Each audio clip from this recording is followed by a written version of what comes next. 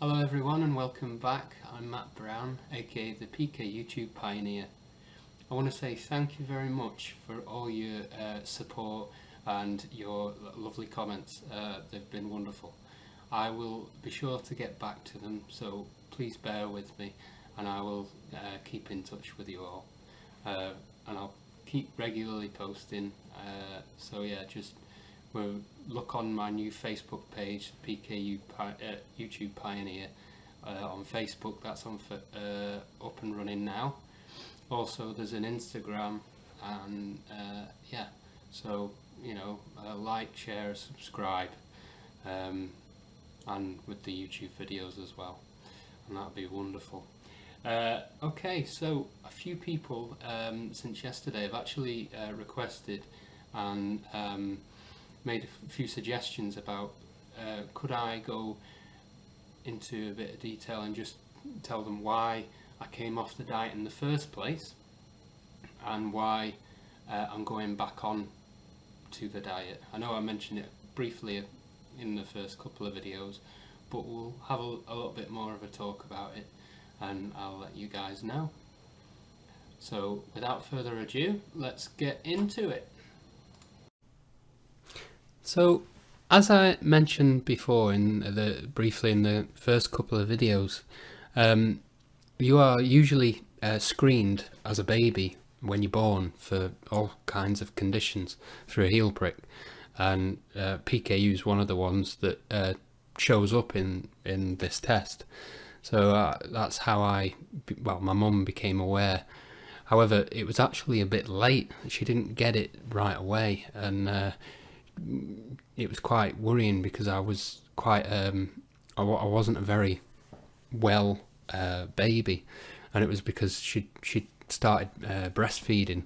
So the doctors called my mum in and told her what I had, and that she'd have to stop that, and she'd have to take on this diet, and if it wasn't for my mum, I wouldn't be here today, because the first few years of my life, she really took it on her back and raised me, and fed me everything that was supposed to be fed, and really managed my diet. I think, like a lot of you, she'd never heard of this before, so it was quite daunting for her, but at the time, and she really got stuck into it, and I couldn't thank her and love her enough for doing so. And also the rest of my family, my parents, they all really helped me, and we just all got stuck in with it. It was never a problem in terms of them getting fed up with it. It was just what it was, and we got on with it. I grew up, as a child, having, a strict diet, and I just kind of coped with it, and it was what it was. Even like going out for meals with the family and stuff like this with my parents, and my extended family, we went to restaurants, but we'd take things like the like the boxes pasta, like the low protein pasta, and we go to like an Italian restaurant, and we'd just say, could you maybe just make like a penne sauce with tomato sauce and use this pasta. So it was never really a problem. We always kind of planned for it and just got on with it. Sometimes it'd be a bit of a nightmare going to friends' houses and things like this, but it's just what you live with, isn't it, really?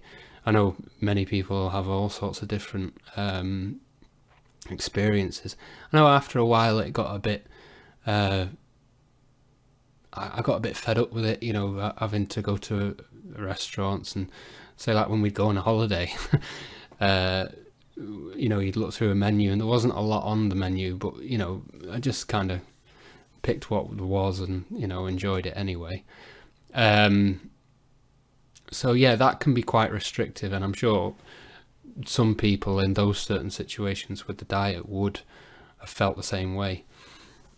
Yeah, so most of my childhood with the diet, my family really got stuck in with it, and helped me and helped me move through it. So in terms of me wanting to come off the diet, I was reaching the age of like, young adult, teen, young adult, and that's when for me anyway, that's when you start to feel like, oh, I want to be a bit more like, the normal kids, and like do things what they do and eat things what they eat. And it grates on you, or it grated on me. And so I'm guessing that this is probably a common theme for people whose children, or young kids, young adults are reaching like the, early 20s, 18, 19, and they're starting to feel like this. And I'll be honest, that's the way I was. And I was finding myself in certain situations, like going out, for a night out with my mates, and things like that. Not being able to have a pint. No, it wasn't all bad, because you can have alternatives like cider, and other spirits. Just bearing in mind with the your mixers, like your aspartame fizzy drinks, sometimes you have to think about that. But all in all, that the option was there to have alternatives and things. You have wine as well, but I always used to have this kind of like embarrassing thing that, like, my mates are all there having pints and I'm sat there with a glass of wine, kind of thing. That's what you do when you're young. You take the mick out of each other, but just light-hearted. But for me, it grated on me a bit, and I wanted to be just a bit more normal. And even like just normal foods, growing up, like I had awesome foods growing up. My family, both my mum and my dad's side of the family, and my step parents, they all cooked wonderful food and still do to this day. And the other good thing as well was my mum's side of the family. My mum are actually Italian, so personally, we found that the Italian cuisine was quite adaptable to the diet. So I used to, using the products that we got from the hospital, I used to have a lot of good meals cooked, by my mum, and it filtered through into the family, and it was never really a problem. But it wasn't a problem for me, and in terms of, we'd struggle having this food, and it wasn't a problem for my family, because they supported me like a family does. But internally, I wanted to be like the normal guys, the normal people. And like growing up, I'd watch like people around me like have like a fry up, and I was never allowed that, so I'd have alternatives and things. And they for instance, like somebody would be sat there eating an egg, and I'd be like, what does it taste like? Oh, I really want to know. And then they tell me, oh, it tastes like an egg. Oh, thanks for that. No, but and I do little daft things as a kid. Like I'd get my mushrooms, and I'd cut my mushrooms up and I'd pretend to eat them as if they were an egg, and like just little things like that.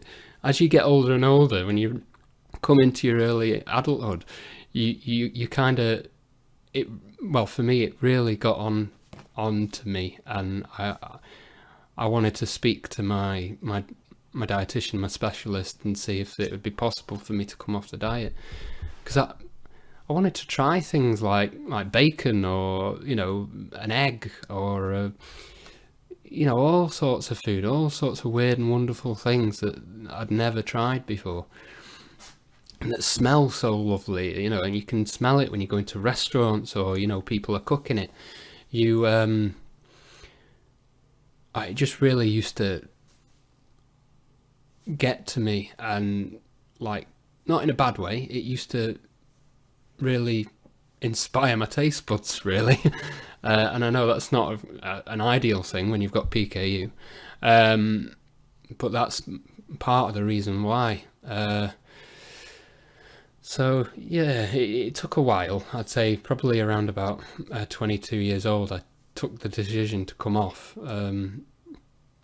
Actually, growing all the way through my diet, because the diet or the condition wasn't really discovered, I don't think, until the early 70s, maybe just a bit before, that there hasn't been that much research, and the research and the scientific developments have kind of moved along as we've grown up, and I'm sure it has been the same sort of experience for many people older than me, or or other people younger than me. I'm sure you've had the same sort of experience in the fact that the scientific research and the know-how and all of that has kind of just progressed as we've progressed.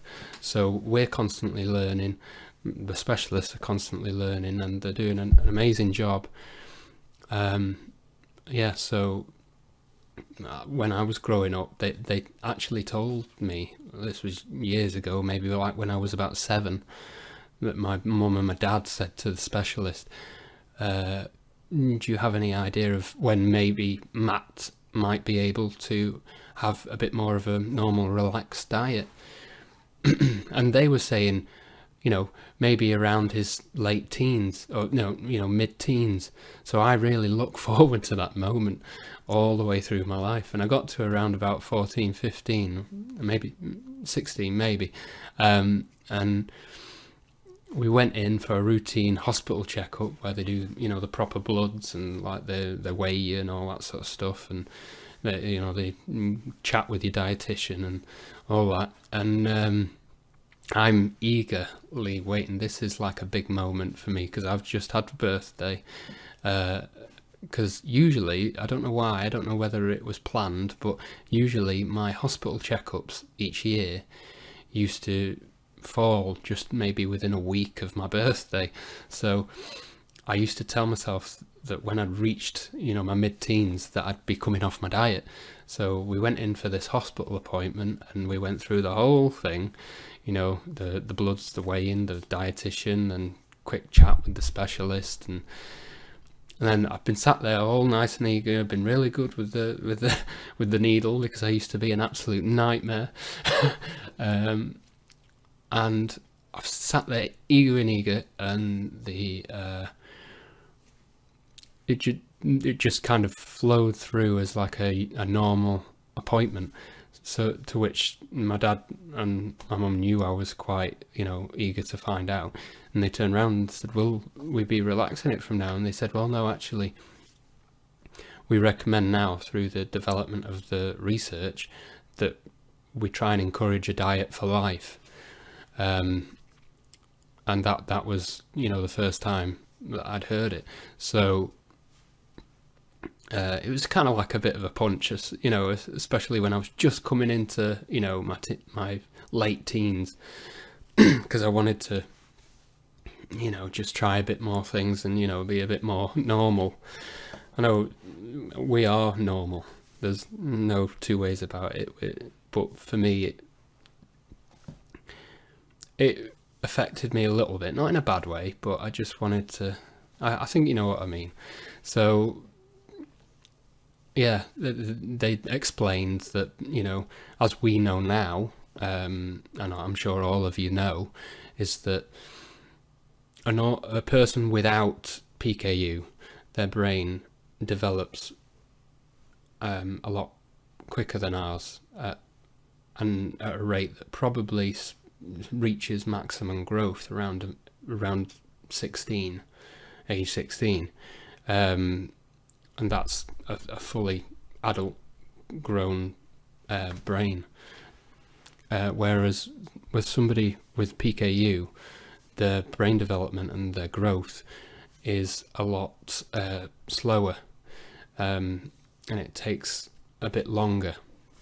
And this is why the whole point in restricting your diet and not taking on too much protein is so that the protein doesn't affect or damage the growth of the brain, the development. And it's especially more so when you're a child, because you're in such an infantile stage with the growth of your brain. It can really do damage. So that's what I was told. So when and they also said to me, you know, if you want to come off the diet, we encourage that you give your brain development and your natural growth enough time for it to reach that pinnacle, for it to have the best effect and you not cause any damage. So I chose, with chatting with my specialist, I told them that I really wanted to come off the diet and start trying some foods and, you know, take it from there. And their advice to me was, again, they reaffirmed the fact that there's diet for life, and it's the best thing for your body and for your brain development, you know, and for how you as a whole will function. And I understood that, and I understand that to this day. But I wanted to try these, even if it was just for a short while, you know, just at least once in my life. This was, for me, my choice. I'm not impressing this on anyone. My inner desire was to just at one point in my life try these things. So I made the decision to come off. And I came off. I ate, normal foods. When I say normal foods, I mean like meats, dairies, fish, although I wasn't very keen on fish. And I just let it roll, I guess. And before I knew it, it's now 10 years gone. And when I came off the diet, I was at my physical peak of health, fitness and everything. I was good at sports, played basketball, played cricket, golf, all sorts really, and skiing. I was very active, and in those 10 years, I feel as if slowly, not straight away, I'd say after mid-20s, it started to slant a bit, and now I feel like my health has slowly kind of regressed, and like I feel different symptoms now. I'm experiencing different things. I mentioned it on the other couple of videos that my tremors have increased. Concentration, is not as good as it was. Slurred voices and slurred, speech, and broken, and it just, I'm not as sharp as I was. And like the other thing is, I've been having a thing that just recently where I've been jumping out of bed, not, upright, and in the middle of sleep, because basically I kind of stopped breathing, and I'm like, trying to get some breath kind of thing. And the doctors have said that this is due to a thing called a silent reflux, and it's to do with the acid that comes up when you're asleep, or when you're at rest. And basically by doing this, it can swell your your airways and things like this, and it can have an effect on you when you sleep, make you try and jump up and all this. So I feel that as a result of me being on a normal diet, that this has affected it, and so do the doctors. That me eating normal foods has slowly had an effect, and my stomach acid has started to, it's all catching up with me basically, and I feel a bit run down, like quite a bit run down. So I'm having headaches and things, quite bad headaches every so often, and just little things that I've never experienced before are becoming more apparent, more usual. So I've made the decision to go back onto the diet because I want to get my health back, and just feel like I was before the diet, and I'm happy now that at least I got to try those foods. I don't regret doing it. That's for me though. I don't impress that on anybody, but for me, it is what it is, and I am happy with what I've experienced, and now it's time for me to go back onto the diet. And I want to see if, maybe in a couple of years' time, if my health starts to, improve and get back a bit to the way it was. I want to be a bit more on the ball. I mean, I am on the ball. I'm not, daft, but I want to feel a bit more in control of my body. Because at the end of the day, let's be honest, it's a new disorder that hasn't been, in the limelight very long. There's still many people that don't know what it is, and it's a very young, bit of research. It's a lot of research. What I'm trying to say is, it's not been going very long in terms of how it's been medicated and dealt with by, doctors and specialists. So, future years, we don't know the outcomes of, if you have a bad diet or things like this, and that kind of scared me a little bit, I'll be honest. Especially with things like tremors and all sorts like that. So I think, like they say, diet for life. And I just guess it took those years for me to realise, because for my early 20s, most of my 20s, I was at uni. So I did actually try going back onto the diet then, but it was a bit of a failure, I'll be honest. It was just hard work to do at uni, whereas now I run my own company and I have my own house, and